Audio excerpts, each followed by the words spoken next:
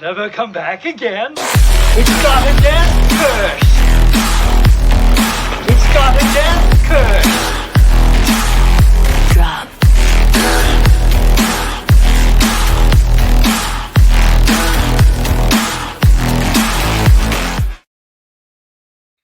Welcome in to a brand new episode of the DeathCurseClub. I'm owner-operator of the establishment, Zach Hilton, and the barkeep returns, Jim Zayas.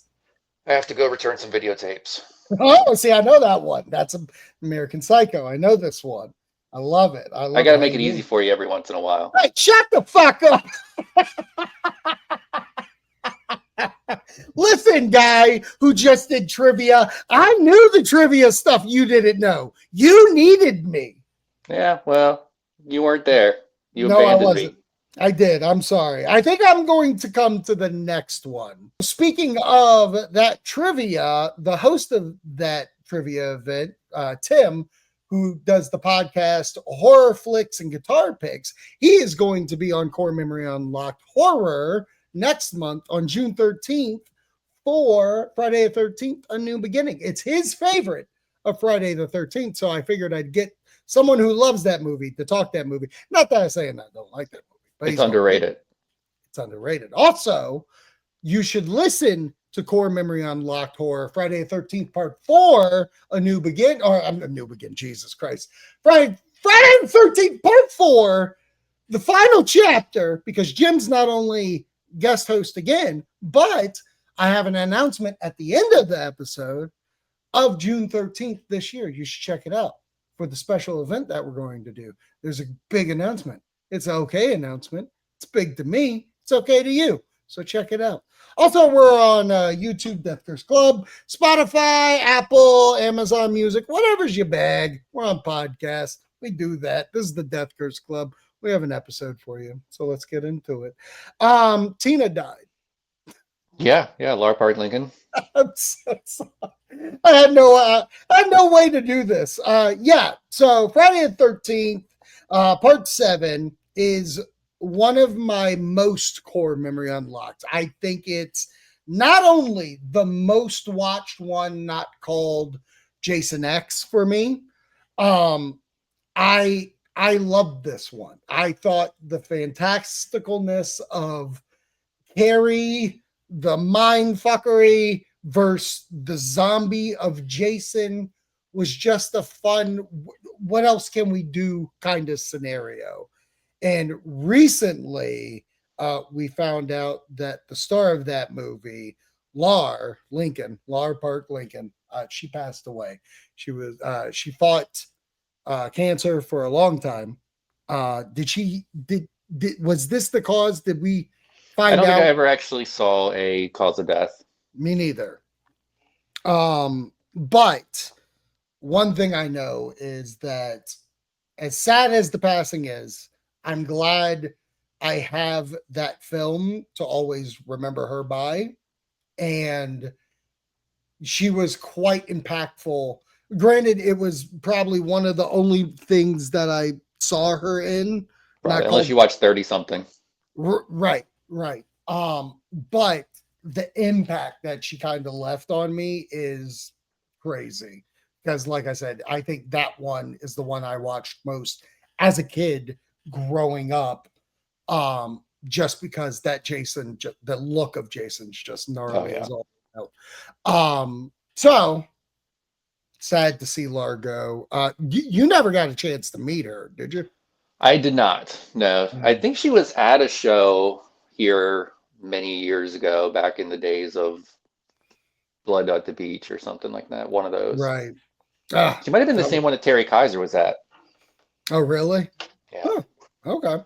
I did one other movie that I did see her in was 13 Fanboy, and like that stars a lot of Friday the 13th people. So it was nice seeing her in that. And she was playing herself at a con. It's a pretty interesting movie. It definitely goes. It's like almost Once Upon a Time in Hollywood, when like the ending of that movie is not how it all really happened in real life. That's exactly what this movie is. You saw it, didn't I you? did. Yeah, I did see it. It was a So wild movie. we could spoiler talk it, right? So the fucking movie is just literally this person acting like Jason or a killer of Jason, trying to kill. What was her name? What's her real name? Debbie Sue Voorhees. Yes, yes, and to come to find out, it was fucking Vincent DeSanti, director of Never Hike Alone, and it was the girl who died in part 4 teaming up to do this. Wild shit. I'm like, I have no idea what the hell I was watching, but I watched it. It's a fun watch if you can find it. I'm not going to lie. It's on at least Tubi, I think. Yeah, I think so. I think you're right. But as I said, it is sad passing, but thank you for the memories. All right, let's get into our big topics of the day. And honestly, it's something that I've been talking about for a little bit. I mean, there's just been rumblings across the sphere. But Texas Chain Saw Massacre, the game, has come out with a statement today that they are no longer providing DLC content for their game. They're going to leave servers on, peer-to-peer servers for you to still play, but no more content is coming to the Texas Chain Saw Massacre game. And Jim, you and I played this game when it first came out. Like, to give kind of quick history, Gunn made Friday the 13th the game. Absolutely, through like when it came out, through COVID times, you could not catch me on a Friday night not playing that game. And we have big groups playing it and stuff like that. So when that game got shut down, Gunn developed this game. And I was purely excited for it because it looked dirty, it looked grimy, it looked like the Texas Chain Saw Massacre through the trailers and the footage that we saw. And it's something that I was excited for. And I feel like its first month in existence, we were playing it pretty fairly. And then it started trickling. And then it started like, I play it sometimes. I play it here or there and stuff. And then in the middle of this game, Evil Dead the game came out, Killer Clowns came out, all these. So it's wild of how quickly, for me, I got away from this game. And I think for me, it was because it was never fun playing it. I mean, wouldn't you say? Because you stopped. Yeah. I mean, you stopped harder than me. Yeah, and I think there's just too much coming out at this point. I mean, when Friday the 13th came out, that was the only thing that was out.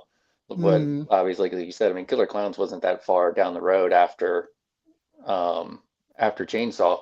Right. And the other difference was Friday the 13th was a much more fun game, had more energy to it. This was a very intense, deliberate game. Like, you could not just really. It was a lot harder to just run through and make your way out. I mean, you really had to pay attention to what you're doing. And when the other people were good, you were dead. There was no getting around it. That's how I looked at it for the longest time, to kind of persuade myself into playing it more, was the fact of when you won, you felt like you truly did accomplish something. Because even when you look at Texas Chain Saw, the movie, like, her getting out at the end, that feels like every time I play that game, I was that girl in the fucking bed of the truck anytime I played that game. But I do think it got to a point, and maybe it was balancing systems and stuff like that. It did become, for the longest time for me, the hardest game I've ever played, because like you said, when the bad guys are good, and when they are a team and they are people that constantly play this game, you're fucked. There ain't no way you're winning. And they come down and they get you quick. And like you said with Friday, you were playing with groups of people that you knew a lot of the times. You had your Friday night party, if you will, where you had almost everybody in your party you pretty much knew. Where I don't think we rarely did that, if ever, on Chainsaw. I mean, it was like me, you, and that would be it. I mean, we never had a full group. Yes, and that's kind of the hardest part about it is I feel like I might have gotten one more person to play, but it never was an experience where we can all be the killers and go after someone. I don't think you and I played as a killer at all. Yeah, I don't think so either. I think we were always just trying to escape, Right. trying. Right. And trying keyword. And Yeah. it sucks because I do feel like me and Brooke, like we would play the game and just try to help each other. She would play once, I'll play another. And like we would never play her in one room. And maybe that's the time that Yeah. you, me, and her would play, Right. but we would more so do it where one of us would be watching Yeah. to But if we try to could have help. ever got a group of 7 or whatever to where the full room was everybody we knew, I think Right. that would have made a big difference. Oh, yeah, 100%. I just, I don't know, with this game and how much I wanted the potential for this game to be that Friday experience, it never got there. And obviously, I'm not the only one to think this if they're not doing DLC for this game anymore. And I listen to Slash and Cast, they play this game religiously. They've been following Guns since Friday. Um, but like they're talking about how like there's code in the game currently of execution packs in there and they're not releasing it. Hmm. There are costume packs that they have out, they're not releasing them. Why do you think they're doing that? Why not drop it all? I don't know what the cost of that is. I don't know Mhm. that people were really buying them because if you look at the difference between, again, Friday 13th and Chainsaw, it's ridiculous expensive on Chainsaw. I mean, you would Right. pay, you get 400, I mean, you pay the $4 or whatever, and you get a different costume for everybody in Friday 13th, where this you spend $10 or whatever it is, and you just get Mhm. 18 different colors for one person. And the Right. costume's really not that different. It's just different shades of the same shirt. Right. We weren't getting the Halloween costumes or the summer packs. We weren't getting those fun kind of DLCs. And then Well, they I, eventually do that in the sorority row. Is that what right, it was called? yeah, it Sorority was row? yeah something like that. Sorority Um, night. yeah, where it's a different type of game, and they tried to make it feel like it was Friday the 13th. One killer, all the survivors to try to get out. I actually played it a couple of times. It's a little too buggy. That's why I Yeah, never really got into it. I mean, it was for the longest time, it was not acting right. It took them like 2 months to actually give a patch to fix it. But they were doing those kind of packs of giving them different varieties, like, oh, we have a Halloween pack, we have a Christmas pack, we got a Valentine's Day. But yeah, they never consistently gave that content for the base game because I think they didn't code it right. I hmm, don't think they put in however that game was made was obviously different than what Friday the 13th was. Hence why they came out with Rush Week. That's what it was called, Rush oh Week. yeah, Um, this all being said, the announcement came out for that same day. Same day, I'm on Instagram and I see this post from Scout Taylor Compton. And it's basically just, hey, top secret stuff's happening. Now, the last time she wore a moat cap, she did Texas Chainsaw Massacre the game. And I came to you, and I'm confident about this. I am seriously, I'm dying on a fucking hill today. And the hill has two things. We're either getting a Friday the 13th, the game remastered edition. We live in a world where these games get remastered all the time. yeah. I suspect remastered edition of the game, DLC kills Uber Jason, Grindel to start off. Then working down the line, we can get into the reboot. We can get into other fantasy Jasons. And then hopefully Jasons from movies that are coming out. It's either going to be that remastered game or there's a Halloween game coming. And those are the only two that I can think of. Like, and I'm not saying Gun's doing a Halloween game, but doesn't it just seem suspicious? Like that announcement, Scout puts up that Gun also in their press release, like what's next? Stay tuned. You don't say that unless if something's around the corner to be announced.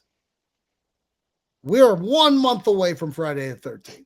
And I honestly believe with the way the Jason universe, they just redid their logo.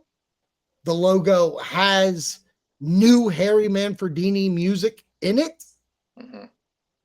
I feel this Friday the 13th is going to be just announcement out of an announcement out of an announcement. I think this Friday the 13th is going to be one of the biggest things ever. I think a Friday the 13th game makes the most sense. Mhm. There's, like you said, there's stuff that was planned and never released. Mhm. And there's stuff that you can still work on. Halloween, I think, would be a lot harder. I think you'd run into some of the same issues that you ran into with the Chainsaw Massacre game, which is your legal rights throughout the franchise are spread all over the place. Right. It's not under just like one studio. Right. Plus the fact that there's not a lot of, I mean, you're really just looking at Michael Myers, and there's not a lot of differences between the Michael Myers like you can with Jason's. There's very different Mhm. looks to Jason and throughout the series. Right. Which, I mean, I would have no problem with that. I don't know. I'll give my This hot take. My hot take real quick. give me your hot take. Scout's my favorite Lori. Mhm. So Hey. Yeah. if we can get, her as Lori, I'd take that. Right. But at the same time, like I just feel like Friday 13th makes more sense. There's a lot more to do within that game. I mean, within that series for the game that as far as content goes. Right. Now, I know you brought up the rights about Halloween. The rights are fine with them because they're with the COD family, and they've actually announced, I want to say 6 months ago, that there were Halloween games coming. Mhm. And a month after that, that's when Retro Realms Halloween game got announced. Right. So was that the only game? Maybe, maybe not. But I agree with you. I don't see Michael Myers being a Friday the 13th level type game where I do see an Until Dawn style Halloween game where you play as the people Right. trying to get away from them. I see that. Sure. Because you're not talking about trying to create DLC. That's where I'm Right. talking about the issue. Okay, gotcha. Yeah. But going back to this, with them closing this down, her posting that picture, too convenient. Because originally when I saw that post, I was like, oh, this is cute. She's showing her mocap session of being like, thanks for the run, guys. This was great. Right. But no, it's top secret. And it was funny because a friend, Rob, he was like, why would she be in that game? She was never in a Friday. That's what they do. Like fucking, she was never in a Texas Chainsaw, but she played Julie. Skeech Ulrich was never in Texas, but he played the recent DLC character. Like, I think Gun's gotten to the point where it's like, well, if we're going to do this, let's have some fun. Let's bring in Scout to play a new character. Let's bring in Skeech to play in a Barbara Crampton. Let's bring all these people in to play new characters in things that we love. I would love a Scout Taylor Compton, like full facial recognition of her in Friday the 13th. That would be fucking wild. Yeah, because horror fans love their horror actors. We do. I mean, so you can get them in anything. You can bring them in. That's a marketing. Damn straight. Easy marketing. Damn straight. What say you, listener, watcher? What do you think? Do you think I'm just conspiracy theorying? Do you think this game's going to come to fruition? What are your thoughts on Texas Chainsaw going down? Are you sad? Was this a bummer? Are you in the same boat that I am, where it just never got off? Like, there are people that are literally bugging out on Gun, and I'm over here just like, yeah, it wasn't the game I was looking for. So let me know in the comments. But let's move on from one Texas Chainsaw Massacre announcement to another. I'm going to play the video Universal's Horror Unleashed released a new video for the upcoming house at their Las Vegas event that's year round. And we're going to watch that trailer together. Universal Horror Unleashed is a brand new immersive experience unlike anything we've done before. We've got 4 incredible haunted houses that put you right in the middle of iconic and terrifying scenes. In the Texas Chain Saw Massacre house, we're going all the way back to the original film in the 70s. This is going to be a really exciting adventure through that very first Texas Chainsaw house. The film is brutal itself, so we absolutely wanted to match that intensity that you see in that film. You're going to go into the farmhouse. You're actually going to be pursued by Leatherface in this house. We're also following it beat for beat all the way through in a linear fashion. Oh, When wow. you get to create an experience like this, you're able to explore areas that you weren't necessarily able to see in the movies. Everything that we're doing scenically should inform the narrative. From the moment you walk in, you will be transported outside of your reality into the world of Universal Horror.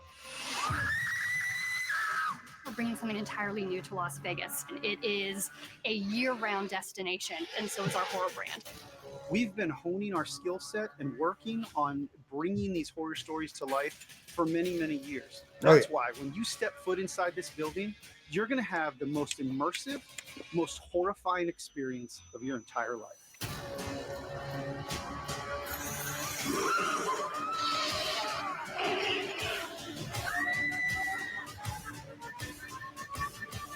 There it is. Horror Unleashed, baby. All right, Jim, like, you know, they already announced this. They gave a little bit more just from that announcement trailer. What are your thoughts on them doing this TCM house linear style? Yeah, it should work really well. It's definitely something I'm interested in going to and seeing at some point. Yeah. Yeah. I mean, they got the money. They know what they're doing. They've shown they know what they're doing with these things. Yeah. So one of the things that they didn't mention in that, but I seem, and correct me if I'm wrong, but I seem to remember seeing mentioned in one of the previous ones is that each like house has its own themed bar. So, yes, and I don't know if there's going to be an example of this up here, but so the last one, that announcement said like the Jack the Clown bar is outside of the Scarecrow house. And also not mentioned here, so I'm very interested of how this will work. Before you go into said house, there's a pre-story room that you go into where you're told about said Scarecrow the Reaping. So I wonder if there's any pre-room for IP houses like this for the Texas Chainsaw Massacre. I have the media email right here. So let's find out together if there's anything different that I don't know about.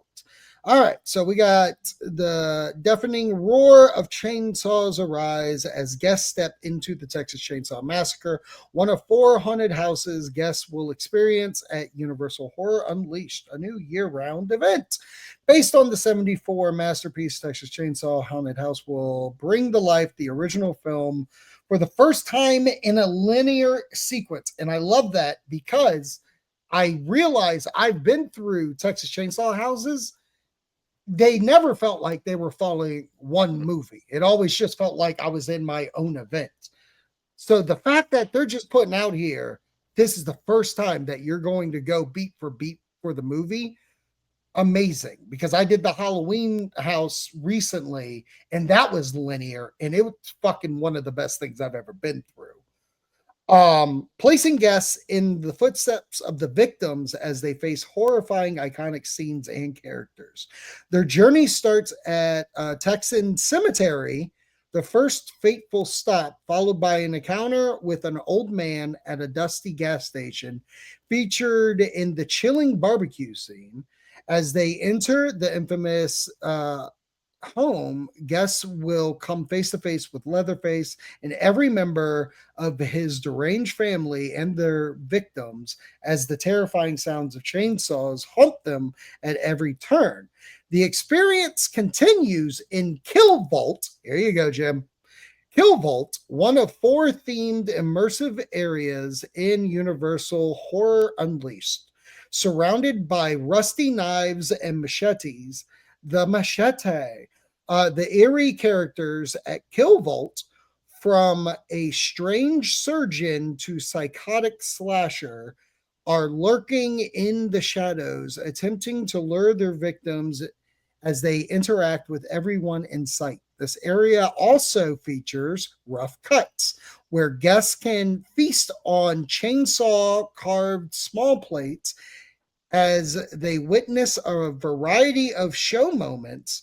Those highly themed areas at Universal Horror Unleashed add another level of guest interaction with the characters, where they can even hear their haunting backstories, combined electrifying performances, immersing guests in horror entertainment like never before. Universal first, blah, blah, blah, blah, blah. Okay, so that is rad. So it sounds like we get a scare zone and then we get a food booth, basically. What are your thoughts on the stuff that they announced not in that video? Right. So yeah, okay. So I had pictured that it was before, that would be before the house, but okay. So I guess your bar area is after the house. No. So I think the way this is going to come across, I think when you walk into this place, there's going to be 4 different areas. And I think when you go to, say, this one, there's that scare zone and bar, just one together. Mm-hmm. And over there's the entrance to the house. Okay. You go through the house and then the exit. In the same spot. In the same exact spot. Okay. Okay. So yeah.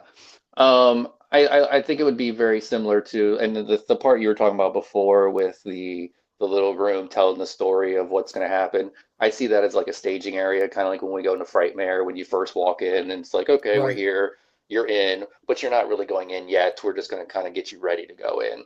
And I see that.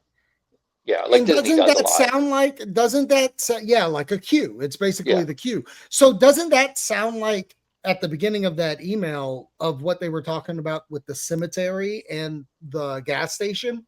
Mm-hmm. Yeah, it could very well be. That I think those will be the staging areas, and then the house is the actual house. Yeah.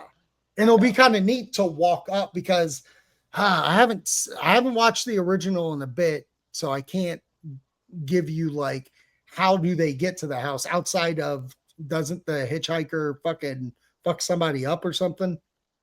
Well, the hitchhiker cuts himself, and right. then they kind of kick him out. Right. And then they end up at the house. So then they end up somewhere else, and then a couple of them, or they run out of gas or something like that, and a couple of them wander off. Right. And looking for help or something of that nature. And they're knocking on the door, and then a couple of them get killed and grabbed, and then the other ones show up looking for them. Gotcha.